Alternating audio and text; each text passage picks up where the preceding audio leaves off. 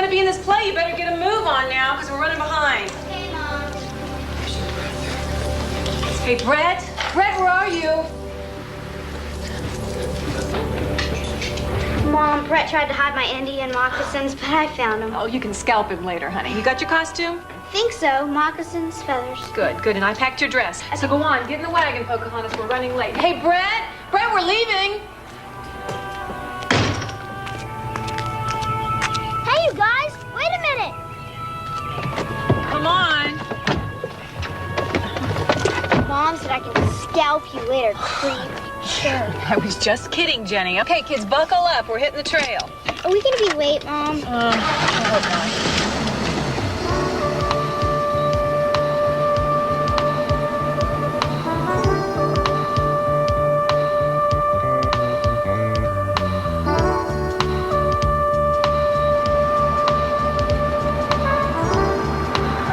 And hey, listen, Brett, do you have any homework tonight?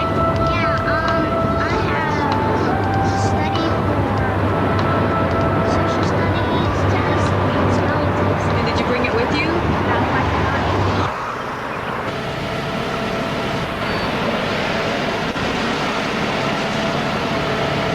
Are we gonna be late, Mom? I don't know.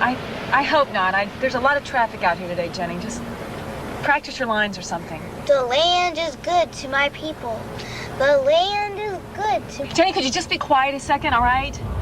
Come on. Come on. Great.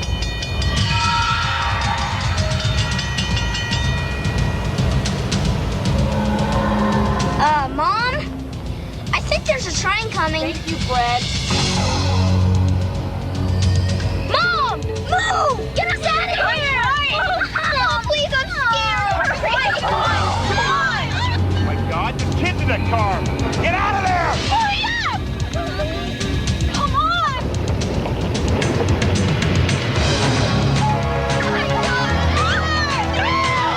Get out of the car!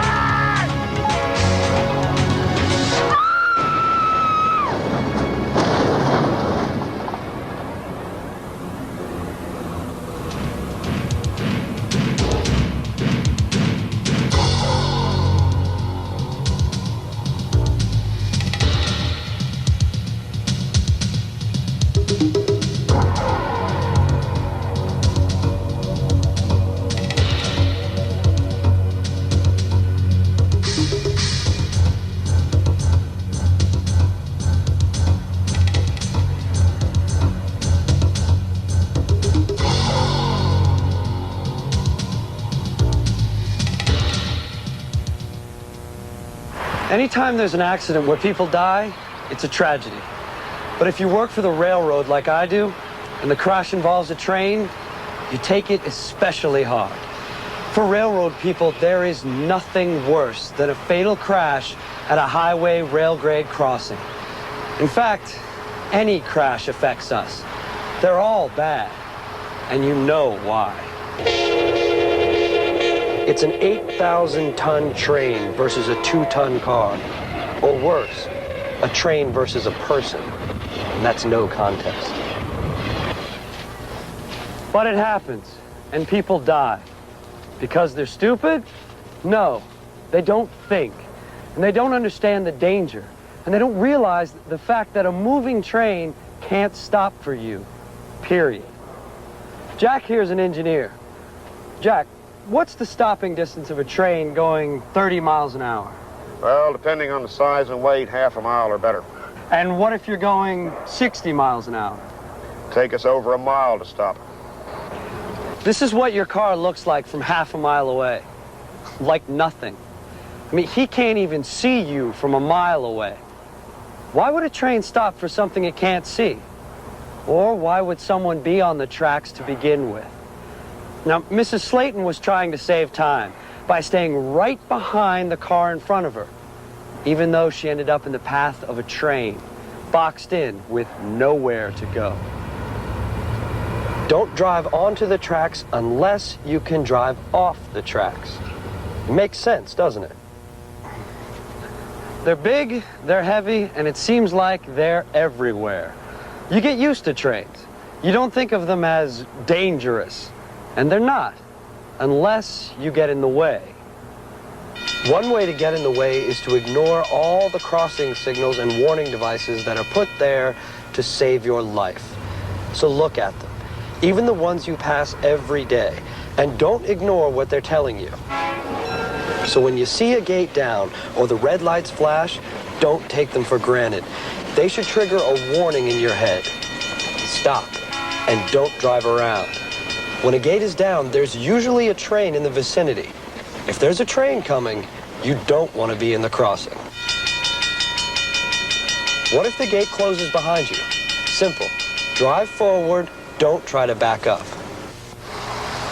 Okay, what if you get boxed in? You can't back up and you can't drive forward. You get out, forget the car, and run away from the tracks, preferably toward the direction of the train.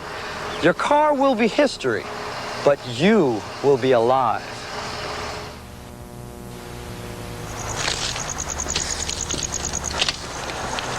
A lot of the bad crashes we hear about on the railroad are trains hitting people. It's not pretty. It happens when kids or grown-ups walk on the tracks where they shouldn't be in the first place. Hey, it's not just dangerous. It's against the law. But if you still want to do it, think about Tony Stanton, a kid who loved to fish. He never thought of fishing as a life-threatening sport until the day he tried to fish from a trestle.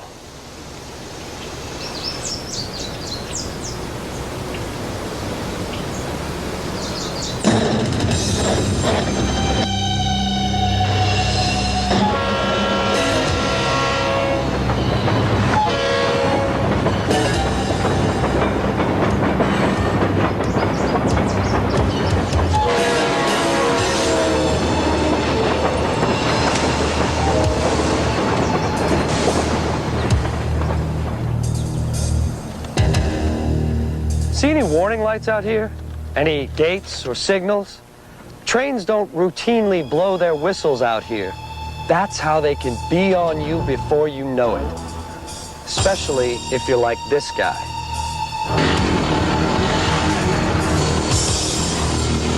Frank is one of those rugged individualists who thinks that the rails are for his use as much as the trains. About all he could hear on this day was the sound of his two-cycle engine.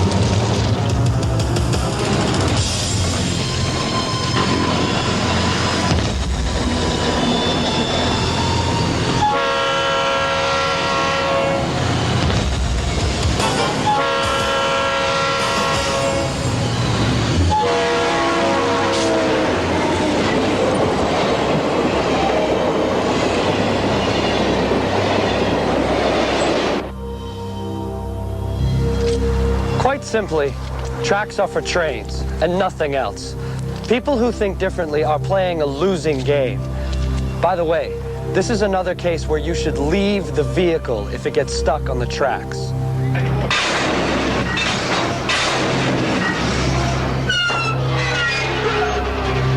Believe it or not, some kids think a rail yard is a great place to play.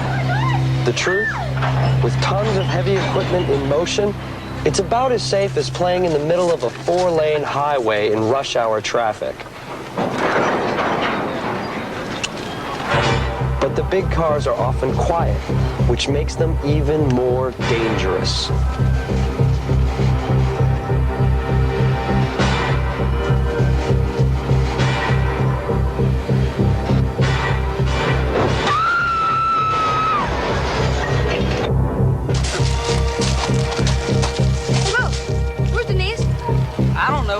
She's right behind me, man. Lori, you seen Denise? Wasn't she right over? No! Denise! Oh my gosh! Denise!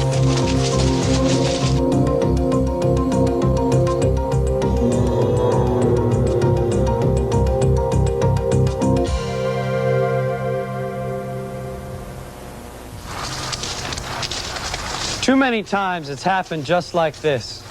In a rail yard, there's nothing to protect you from being instantly crushed or run over by tons of rolling steel. Believe me, this is no place to play.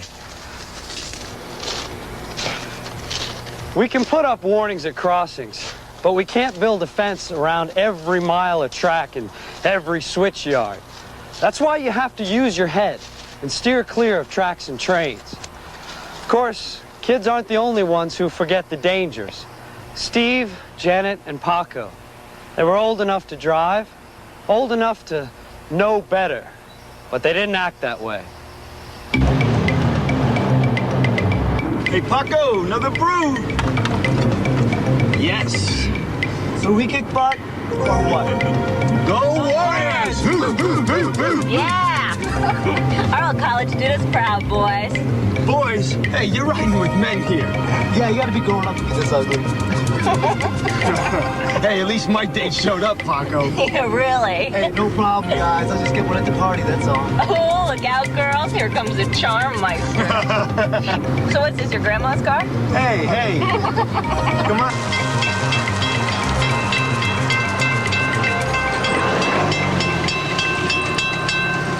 Oh, we can't wait for a train. The girls will be gone by the time I get there.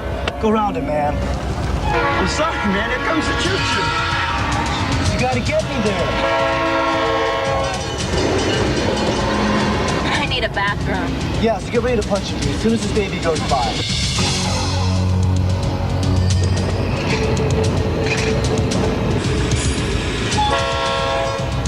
All right, fasten your seatbelts, Warriors. Right. Prepare to lift off.